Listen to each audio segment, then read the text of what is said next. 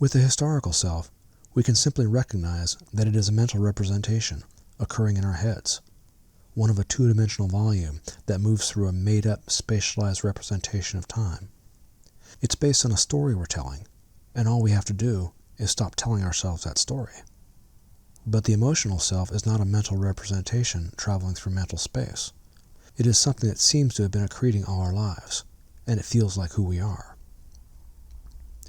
So here's the question that I want you to think about. How exactly does this emotional self arrive in each present moment?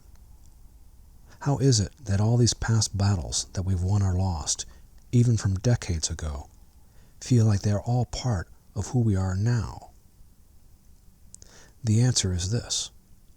Our emotional self is being constantly generated by our trial within.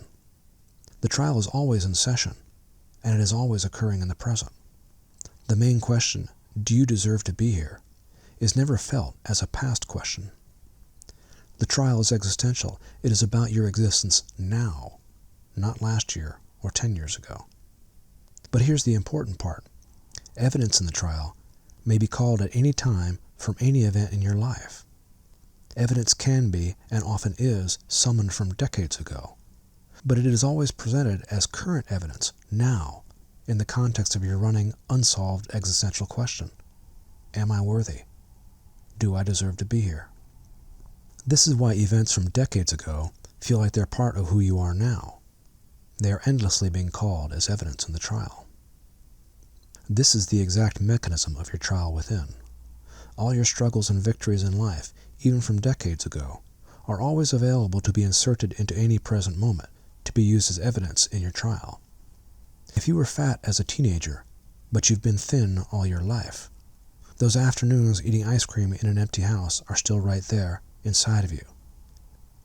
If you are looking good in your dinner jacket and the trial is going your way, that memory of being fat as a teenager shows up, confirming how far you've come.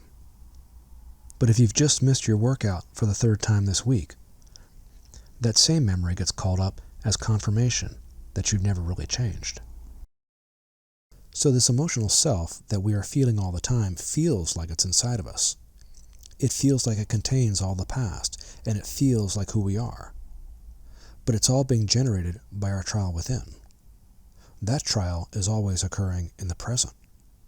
So this emotional self, even though you feel like you've been dragging it forward all your life, is not entering this moment from the past. Your emotional self does not amount to a you that moves through time. The trial has been going on all your life, in each present moment you've been alive. All the same evidence from decades past keeps getting called. So this emotional self feels continuous. It feels like it continues from moment to moment. But the actual trial and the emotional self it generates are always occurring in the present. So this emotional self that you are identifying with is not arriving from the past.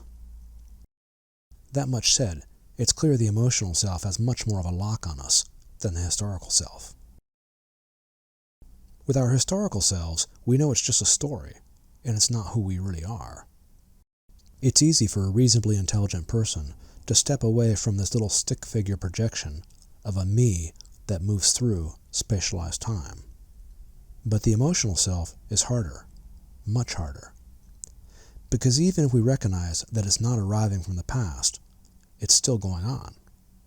We're still on trial. It still feels real. So it would seem that there are two challenges here. We've already met the first. We can see that this emotional self is not actually arriving from the past. But the second challenge still remains. We still feel like it's who we are. This is not something we're going to solve in this module.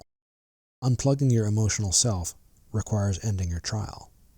And this can only happen by resolving the basic question about your place in the universe. Once that happens, the gap between self and not self is no longer there.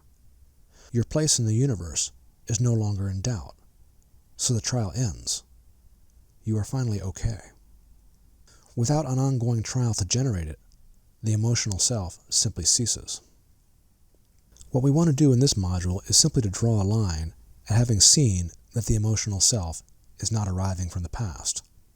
This is our current purpose, to get you face to face with the reality that no aspect of this self that you feel you are, your historical self or your emotional self, is really arriving from the past. Once you really get this and start stepping into this realization, it sets you free from that version of self. You can start experimenting with dependent arising in terms of your own being. You will still feel aspects of your emotional self swimming up. You have not yet resolved the trial, but you can treat these as aspects of dependent arising, as part of the flow arising into each moment of you. That's completely different from treating it as a persistent self arriving from the past. And that's enough for now.